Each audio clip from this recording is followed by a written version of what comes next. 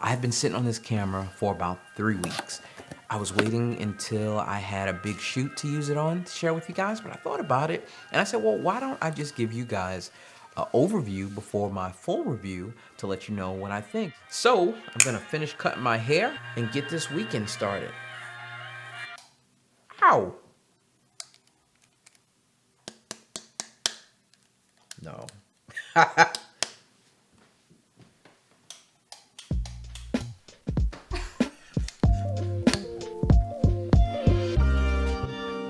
I needed to finish an edit, so my wife and daughter left without me as my daughter is taking her senior pictures today.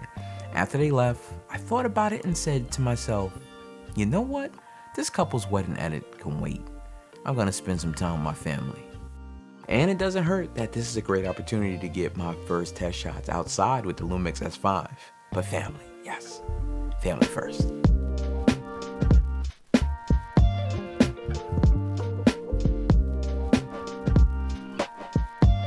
Hey baby. Hi. You didn't think I could make it, but I made it. You surprised? No, you're not. Mommy told you? Oh. Yeah, she did. Beautiful. And that key smile. 1, 2, 3. While I was home cutting my hair so I could come, I had a little clipper malfunction. So when I got back home, I trashed my broken clippers, gave myself a proper cut, and I talked to you about this kit lens. But I actually took care of my hair situation, so I don't have to wear that hat anymore. But anyway, I don't particularly like variable aperture lenses. Actually, I loathe them. And what's even better about this lens is that it does not have an internal zoom.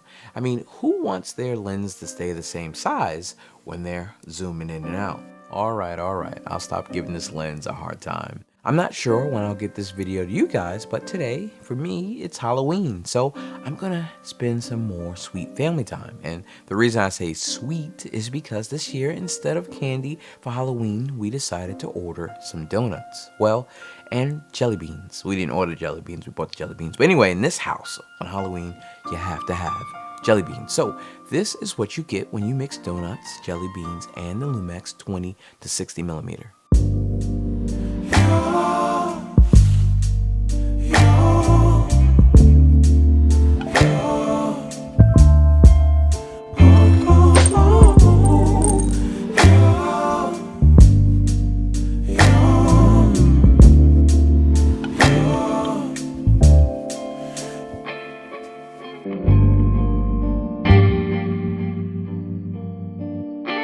This isn't part of the video or anything. I am using the S5, but I wanted to ask you guys, do you guys microwave your donuts when you eat them? I microwave my donuts, and I just had to after I filmed that scene, so I had to take a bite.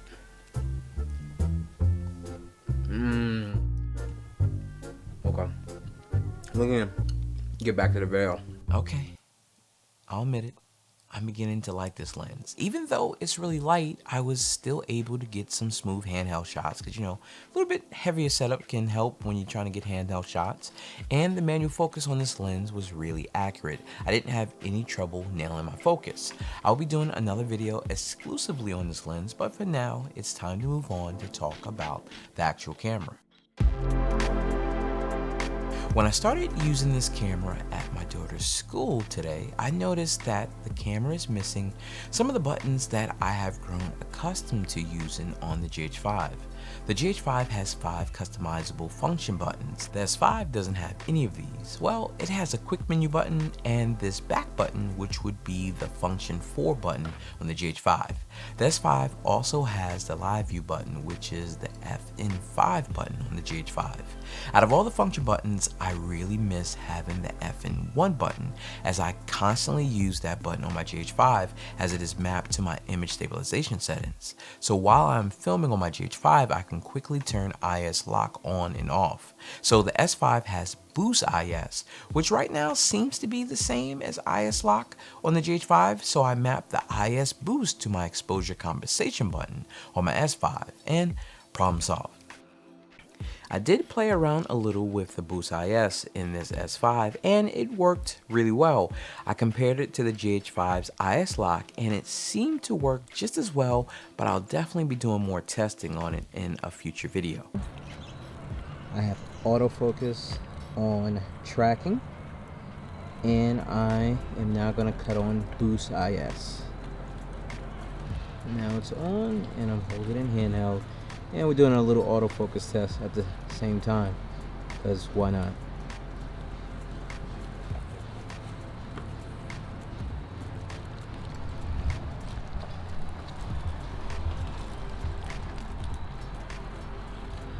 Tap back on the lawnmower, and we're using Boost IS. Alright guys, so we are gonna do a quick autofocus test. I have face, eye, body, and animal detect on with animal detect shut off, and hopefully this has been keeping me in focus. Alright, you know what, let's do a little test. Let's go off of my face and back on. Hopefully I came back in focus. Let's go up. How did I do? Alright, let's block the camera and come back. How did it do? I don't know. We'll see. Anyway, it's getting late. I'm gonna head to bed. Let's pick things back up tomorrow.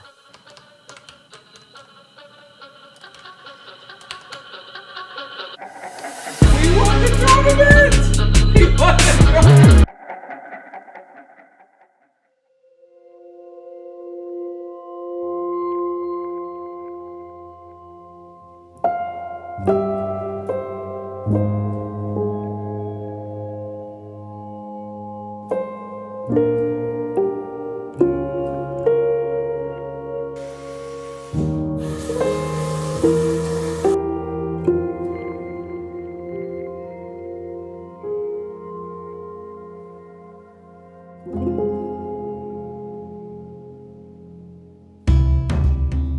The size of this S5 as a full-frame camera is another thing that piqued my interest. I was really curious to see how the small size of the camera would balance out when using a larger full-frame lens. So I bought the Sigma 35mm f1.4 L-mount lens, and trust me, no one would accuse this lens of being small. This is probably one of my heaviest GH5 lens combos, which is the GH5 paired with the Sigma 18-35mm via the Viltrox adapter. Many GH5 users are used to the setup. Here is a top-down comparison of the GH5 setup next to the S5 with the Sigma 35mm lens on it. And now we're going to do the one-handed weight test.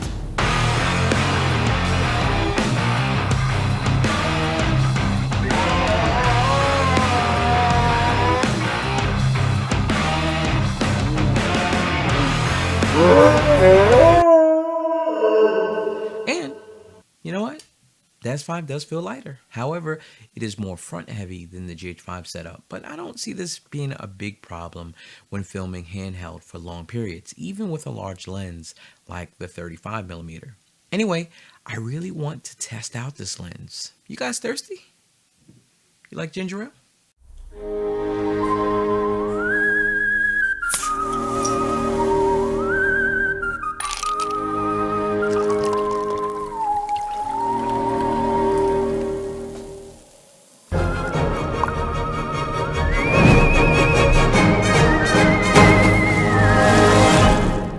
Everyone talks about coffee. Hold on one second.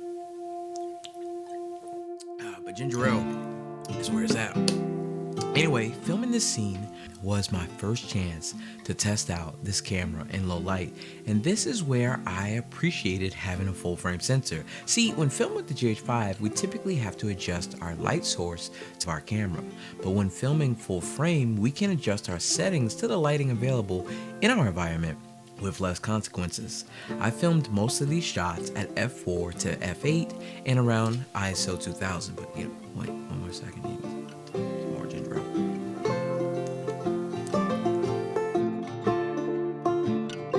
Alright, so here's one quick thing on the S5 that no one else probably cares about but me, but the fact that the lens release button, which is right here, is in a different place than it is on the GH5, which is right here, is a little weird to me.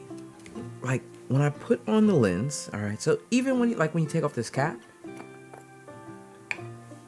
and then when you put the lens on, I feel like you have to hold it in a strange way. Like that. Instead of when you have the GH5,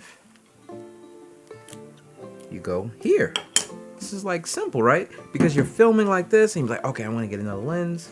Take your cap off the other lens and boom. I don't know, I just feel like right here, it's a lot simpler to take on, to put on and take off the lens. That's just something I wanted to share. It may not bother you guys, but it bothers me. But we'll talk more in a little bit because I have to get ready to go, as today is actually my wife and I's wedding anniversary. We're going to meet up with my boy Garnett from GCOM Photo Lab in an hour, as he is going to take some pictures of us for our anniversary. And he's going to take the pictures using the LUMIX S5. He is way more qualified to talk about photography than I am. So I figured, why not let him test out the photo features of this camera? All right, so I'm going, but I just want... You know what? I'm gonna take the ginger ale. Take it with me. Wanna feel your arms around me. I need you more, need you here, more than I would like to admit.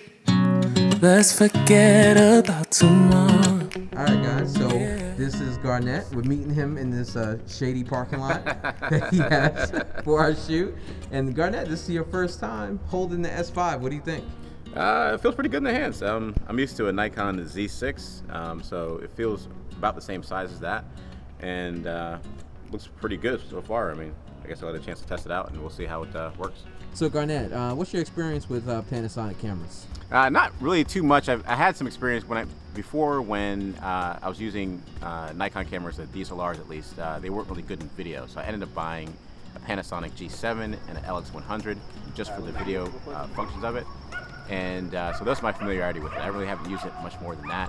I sold those cameras a long time ago, so holding the S5 for the first time is actually a brand new experience for me. And there was no dog barking before we started talking. Yeah, of course not. not. We just had to cue that in. All right, so I'm gonna see if face and eye tracking will work through these leaves here, or bushes. So we'll put this back in face and eye tracking. There we go.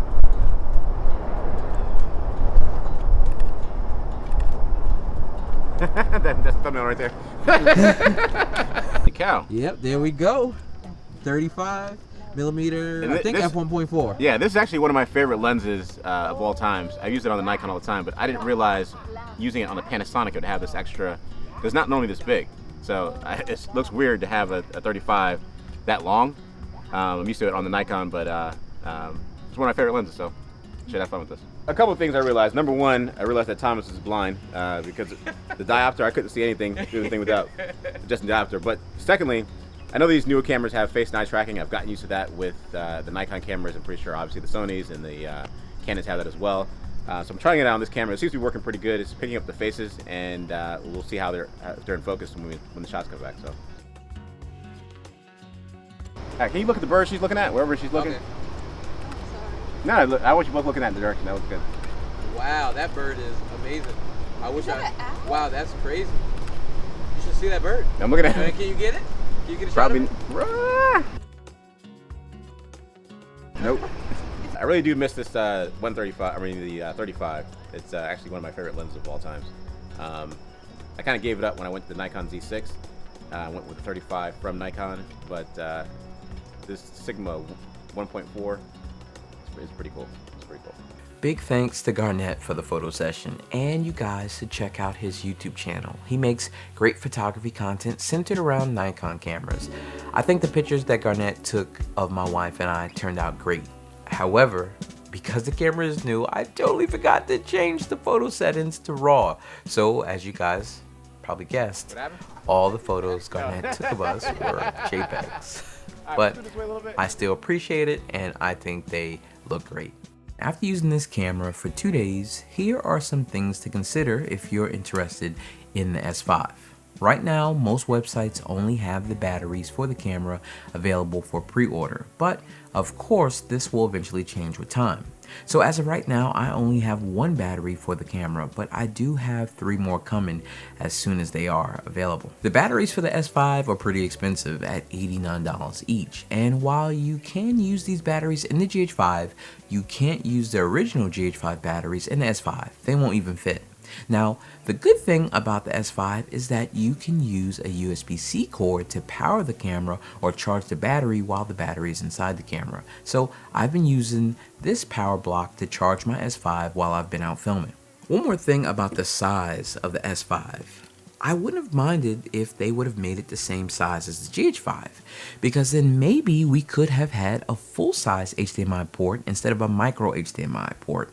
If you guys ever use micro HDMI, you know that the cables are prone to falling out. So I bought the small rig L bracket for the S5 along with the small rig cable clamp to secure the HDMI cable. I also like that the L bracket also gives me a little bit more grip when holding the S5. I did do a small autofocus test earlier in the video, but if you would like to see a much more in-depth autofocus test of the S5, check out Max Yuri's video, which I have a link for in the description below. I will most likely do a more in-depth autofocus test when the first big firmware update comes out for the S5, which will hopefully be before the end of 2020. As I said, I just wanted to share my first 48 hours using this camera with you guys. I will of course have more videos on the S5 coming in the next few weeks. And just in case you were wondering, yes, I will be keeping my GH5s. Peace.